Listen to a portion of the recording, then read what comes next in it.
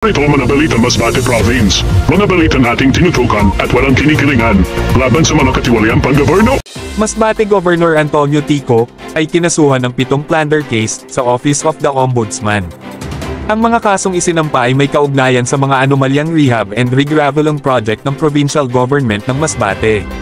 Ayon sa post ng Masbate Espat ay nagkakahalaga di umano ng 1.1 billion. Ang mga anomalyang mga proyektong ito ay sa mga liblib na lugar ng Masbate, at nitong pagpasok ng 2014 lamang ay may mga panibagong kaso na naman ang isinampa laban kay Governor Antonio Tico. Ang mga bagong kaso ay may kaugnayan pa rin sa mga road opening, rehab and regraveling project ng provincial government sa pamumuno ni Governor Antonio Tico. Dahil sa mga kasong ito ay maraming mga mamayan na Masbateño ang napaisip saan napunta ang ganong kalaking pera.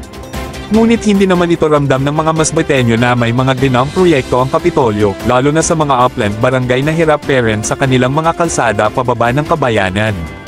At para sa mga susunod na update, i-follow lamang ang People of Masbate.